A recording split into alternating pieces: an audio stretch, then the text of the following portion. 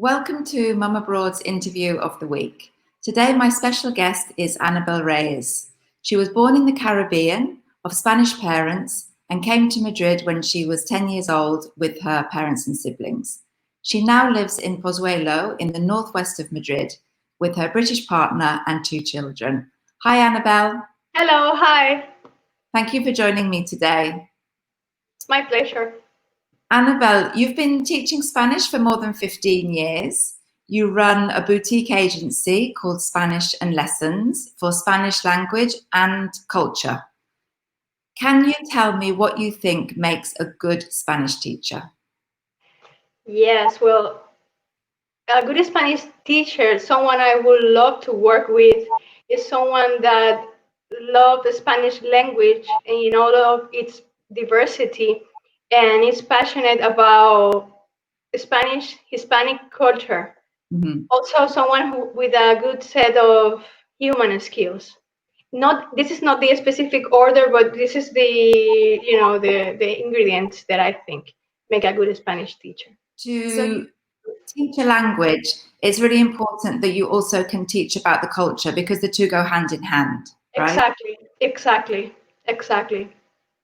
So I know that at Spanish&Lessons, you have a very specific way of teaching, which is called Inmersion Madrileña. Can you tell us a bit more about that?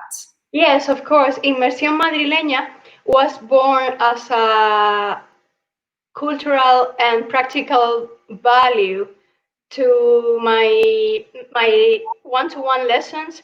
Mm-hmm. So I teach individually. I tailor-made every session, every lesson to a specific student client, and I felt that they need to practice what they were learning with me in a real scenario. So I thought that maybe it could be a good, as I said, added value to take them out to connect with locals, so the Madrid expat community can mingle and connect with the locals. And that's a little bit the idea, to create a network where Madrileños and expat can interact.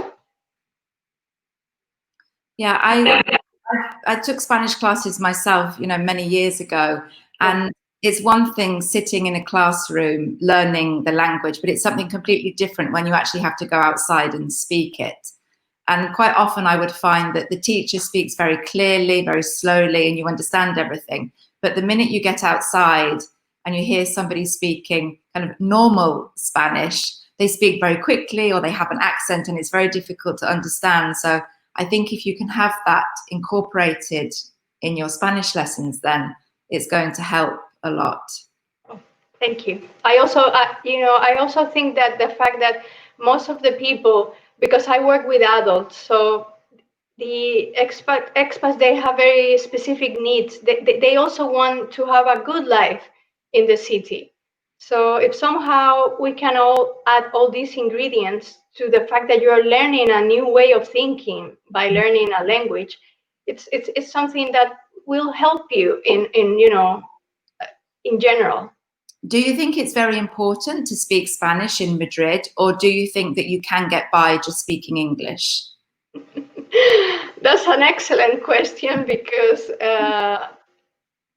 for me,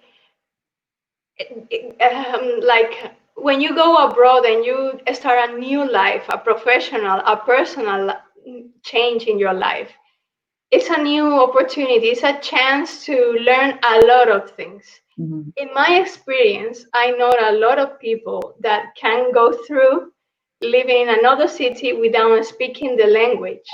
And you can do that, but somehow you are missing a gift. You're missing the opportunity, the chance to see and learn and interact and grow, really. Yeah, you're right. It's a very important part of the whole location package. Of the package, yeah. And experiencing life in another country, yeah. So we're in Spain. We've just come out of lockdown. I think we were there for, 14 weeks, something like that. I kind of lost track after a while. presumably you haven't been able to go out and about in Madrid with your students in the same way that you used to during this period. So how have you adapted your business to being in lockdown? Yes, I'm very lucky because we went online from day one. We had the support and the inspiration of my students who decided that was a good time to learn more. They say, hey, it's a good time to learn more. So the lessons, formal lessons, had been going pretty good. But the immersion, the social activities, cultural activities, or even the idea of creating new stuff that I am very into it is on hold right now because for obvious reasons. But little by little, after summer, I think that we will have a good idea of what would be the good thing to do. Right now, I am not that sure exactly because I've been contacting suppliers for spaces. And for example, all hotels are closed here in Madrid. My favorite one, the one that I like to, is closed, the whole chain. So, you know, it makes it a little bit difficult, but the online thing is working quite well. Okay, good. Annabelle, you're not just a Spanish teacher, you're also a yoga instructor. So Yes. how do you incorporate that in your business? Well, I think that the yoga in general, it's good for everybody. In my specific case, it gives me the feeling of what a specific student might be feeling or going through, or the struggle when they get a little bit frustrated or anxious with a specific issue. So it's learning is it's like a holistic thing. So it affects your whole being, really. Also, I know you're very passionate about your community, about the place where you live and the people around you, and how important that is. So you are helping small businesses, small Spanish businesses, get to a wider community by translating their web pages. How did that come about? Yes, during the lockdown, I attend several different workshops, business, digital marketing, very interesting things. And in one of those, there were like 200 attendees, just people like me trying to save their dreams, trying to learn more to adapt themselves to this new situation. And I suddenly thought, how can I help them? How can I help them? You know, I am here to help myself, but at the same time, I really believe that if we help each other, if we create like some community of support or mastermind, or it will be so valuable and so good. So as I am a translator myself, I thought I saw the connection. I thought they should have the message translated into other language. Obviously, English is my first thought. So, and on the other hand, for expat entrepreneurs or freelance, I would like also to help them to connect with the Spaniard or the Madrileña mindset at the same time.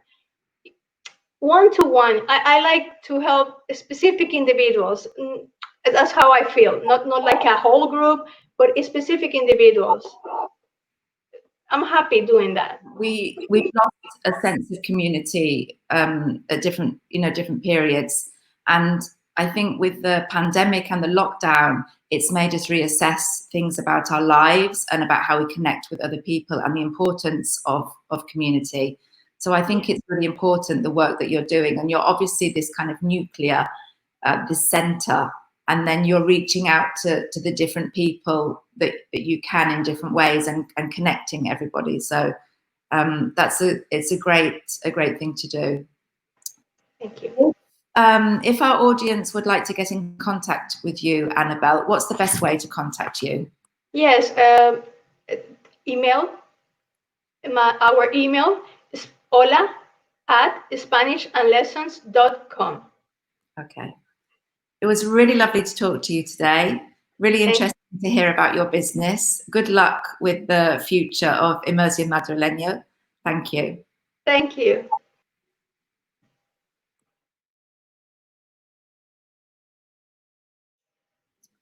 What do you love about where you live? I love the trees, the green, the public services, and that is a very well connected area with Madrid, central Madrid. Where do you go to meet real Madrileñans? I would say anywhere out of the center of the Madrid central area. And what's your favorite part of Spain? My favorite part of Spain will be any pueblo, any small village. Are you a cat or a dog person? Right now I am a cat person. I have 2 cats, Lincoln and Molly. And what's your favorite weekend activity in the city? I love to hang out with my family, friends, and yoga. The best place to go for tapas? Best place to go for tapas would be a nice bar anywhere where you can see that there are Madrileños in. Anything that you like about Madrid? That I don't like? Pollution and bureaucracy. What's the best shopping area in Madrid? I love the Justicia district for shopping. Also, my area for a small boutique is also very nice. Do you prefer the sea or the mountains? The sea.